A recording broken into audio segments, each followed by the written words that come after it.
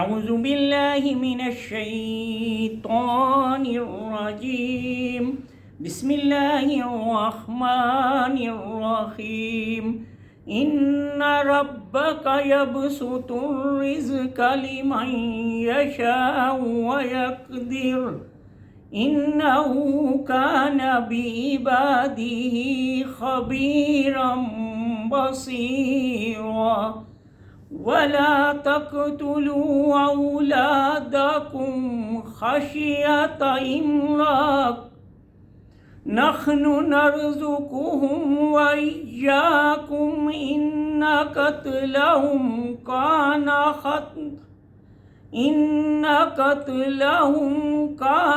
خِطْئًا كَبِيرًا صدق اللہ العظیم۔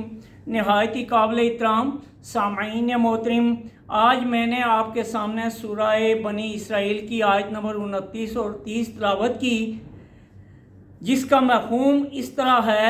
اللہ رب العالمین فرماتا ہے ان ربک یبسط الرزق لمن یشاء ویقدر، بے شک تمہارا رب جس کو چاہتا ہے بے حساب رزق دیتا ہے اور جس کو چاہتا ہے تنگ کر دیتا ہے۔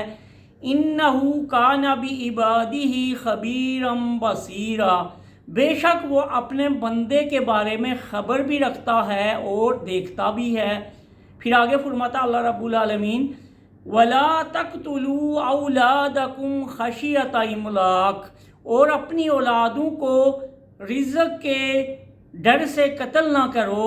نَحْنُ نَرْزُقُهُمْ وَإِيَّاكُمْ، ہم ان کو بھی رزق دیتے ہیں اور تم کو بھی دیتے ہیں۔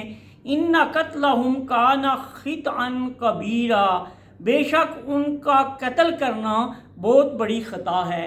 تو سامعین محترم، آج میں نے یہ آیات اس لیے تلاوت کی کہ آج سے 1 2 3 پہلے میرے اپنے ضلع باغ کے اندر ہمارا ایک صحت کا محکمہ ہے، محکمہ بہبود آبادی، انہوں نے ایک واک کی جس میں مخلوط واک تھی، خواتین و مرد حضرات اکٹھے جا رہے تھے، اور بہت ساری ایسی چیزیں پھر انہوں نے بیان کی کہ فیملی پلاننگ کرنی چاہیے، 2 ہی بچے اچھے ہوں، اور اس طرح جو کہ ہمارے دین کے ساتھ بھی ٹکراتا ہے اور یہاں سے ہمارے ایمان کو بھی جو ہے وہ ڈواں ڈول کر دیتا ہے، ہمارا ایمان بھی کمزور کر دیتا ہے۔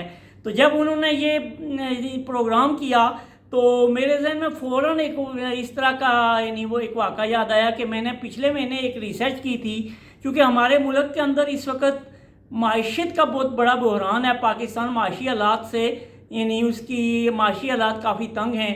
تو میں دیکھ رہا تھا کہ جاپان دنیا کا بہت بڑا ترقی یافتہ ملک ہے، تو میں ریسرچ کر رہا تھا کہ جاپان کی ترقی کا جو ہے وہ کیا راز ہے۔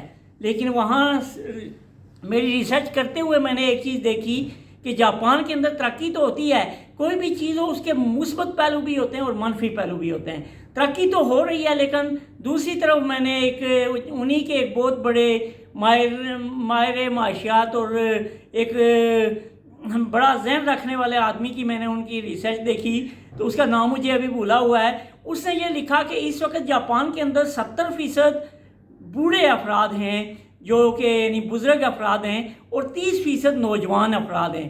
اور جاپان کے اندر جو اس نے اندازہ لگایا ہوا تھا کہ 2050 میں یہ شرح بڑھتی ہوئی 90% بزرگ رہ جائیں گے اور 10% جو ہے وہ نوجوان رہ جائیں گے۔ اور اس طرح آہستہ آہستہ کرتے کرتے جاپان چاہے جتنا ترقی یافتہ ہو، اس وقت اس کی مصنوعات کا طوطی بولتا ہے، پوری دنیا کے اوپر وہ قابض ہے، لیکن یہاں سے جو ہے وہ اس نے کہا کہ جاپان ڈوب جائے گا، ختم ہو جائے گا۔ اب یہ چیز کیوں ہوئی، میں نے یہ بھی دیکھا تو وہاں مجھے یہ پتہ چلا کہ یہ جو فیملی پلاننگ ہے، جس طرح کہتے ہیں کہ بچے 2 ہی اچھے اور اس طرح، تو یہ ہم قانون فطرت کے خلاف جنگ لڑ رہے ہیں۔ اور یہی چیز جاپان نے کی کہ اس نے کہا کہ میں اپنے تمام عوام کو خوشحال کریں گے ہم، اور صرف 2 بچے ہی پیدا کریں گے۔ اب اس سے کیا ہوا کہ بزرگ افراد کی تعداد تو بڑھتی گئی، لیکن ان کی جو نوجوان نسل تھی، جو نوجوان ملک کی باغ دوڑ سنبھالتے ہیں، وہ ختم ہونا شروع ہو گئی، جس کی وجہ سے جاپان پریشان ہو گیا۔ تو مجھے فوراً جو ہے جاپان کے اس کا یہ کالم یاد آیا کہ دیکھیں اس نے کیا کیا تھا کہ اللہ رب العالمین کی انہوں نے فطرت کے خلاف جو ہے نا وہ کام کرنا شروع کر دیا، تو فطرت نے اپنا رنگ دکھایا۔ تو بحیثیت مسلمان ہم سب کی جو ذمہ داری بھی ہے، اور میں نے جو آیت بھی تلاوت کی کہ رزق کا ذمہ تو اللہ رب العالمین نے دیا ہے۔ میں اور آپ اگر ہم مسلمان ہیں تو ہمارا کام یہ ہے کہ اللہ رب العالمین کے دین کے نفاذ کی جدوجہد کریں۔ ہمارا کام ہے اقامت دین کرنا، اس دین کے مطابق اپنی زندگی گزارنا۔ وہ دین ہمیں سارا کچھ سکھاتا ہے۔ اب یہاں سے ہم دیکھتے ہیں کہ یہ فیملی پلاننگ اور یہ چیز اصل میں ایک تو ہے اسلامی تہذیب، جو ہماری تہذیب ہے، جو ہمیں دین سکھاتی ہے، نظام زندگی سکھاتی ہے۔ اسی کے برعکس جو ہے وہ مغربی تہذیب، اور جاپان بھی انہی کے ساتھ جڑا ہوا ہے۔ تو مغربی تہذیب کے اندر بے حیائی ہے اور بہت ساری ایسی چیزیں ہیں۔ اب یہ خاندانی منصوبہ بندی میں اب انہوں نے صرف یہ تو ایک واک کر کے لوگوں کو یہ بتا رہے تھے، اس کے ساتھ ساتھ انہوں نے مانع حمل کی اور اس طرح کی، اور اگر دو مرد اور خاتون کے درمیان مثلا اگر وہ ازواجی تعلقات یا اگر ناجائز تعلقات بھی ہوں تو انہوں نے کچھ گولیاں بھی رکھی ہوئی ہیں، جس طرح کوئی ہم ایڈورٹائز بھی بعض کا دیکھا کرتے ہیں، سبز تارا اور پتہ نہیں کیا کیا۔ یہ ساری چیزیں اب وہ کرنے کا ان کا مقصد کیا ہے کہ وہ بے حیائی کو فروغ دیں۔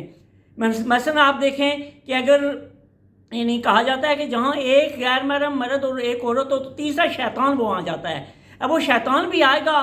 اب ان کو پتہ ہے کہ ہمارے مغربی مفکروں نے انہوں نے جو ہے ریسرچ کر کے ایسی ایسی ادویات بنائی ہوئی ہیں، تو اس سے کیا ہوگا؟ بے حیائی بڑھے گی، برائی بڑھتی ہے۔ تو اس کے لیے پھر کیا ہوتا ہے؟ یہ ہماری تہذیب کے اوپر حملہ کرتے ہیں۔ تو ہماری تہذیب جو ہے اس میں بھی وہی بے حیائی آتی ہے۔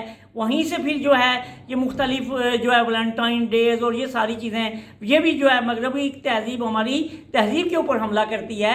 اسلام ہمیں حیا کا درس دیتا ہے۔ نبی مہربان صلی اللہ علیہ وسلم نے فرمایا ہے الحیاء من الایمان، کہ حیا ایمان سے ہے۔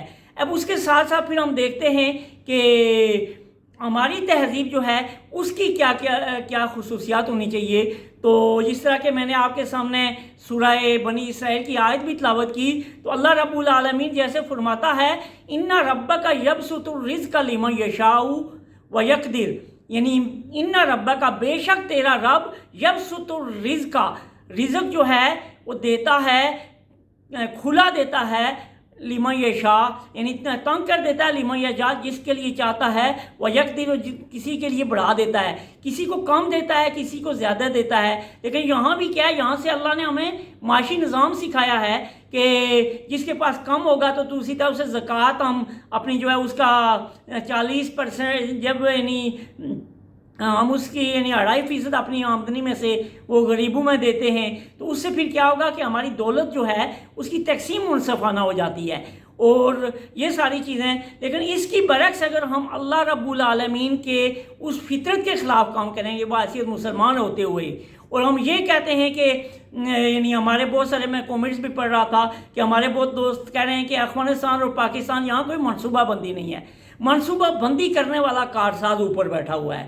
تو یہ میری اور آپ کی ذمہ داری، اور نبی مہربان صلی اللہ علیہ وسلم نے بھی یہ کہا ہے کہ اس عورت سے شادی کرو جو زیادہ بچے دے تاکہ امت کے اندر اضافہ ہو۔ لیکن یہاں ہمارے لوگوں کے جو ہے وہ ایمان بھی ڈواں ڈول ہو جاتے ہیں اور وہ قانون فطرت کے خلاف جو ہے نا وہ جنگ کرنا شروع ہو جاتے ہیں اپنے کامنٹس کے ذریعے اور اس طرح کی واقعیں کر کے۔ تو اب اس کا جو ہے یہ تو میں نے ایک بتایا کہ اس کی ایک تصویر ہے کہ مغرب نے اور جاپان نے یہ کام کیا ہے۔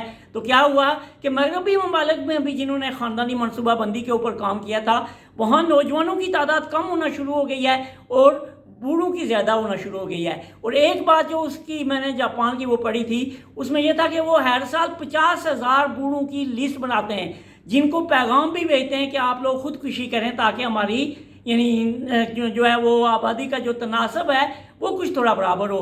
50,000 اور ایسا ایسا وہ بڑھتا جا رہا ہے۔ ہو سکتا ہے اگلے 4-5 سال میں وہ 1.5-2 لاکھ لوگوں کو یہ کہیں کہ آپ خودکشی کریں تاکہ بڑے لوگوں کی کمی ہو۔ یہ تو ان کی مغربی تہذیب ہے۔ اس کے ساتھ ساتھ وہ اولڈ ہاؤسز بناتے ہیں، جب آدمی 40-50 سال سے اوپر ہو جاتا ہے ان کو بیوی بچوں سے علیحدہ کر کے علیحدہ اولڈ ہاؤسز میں رکھتے ہیں۔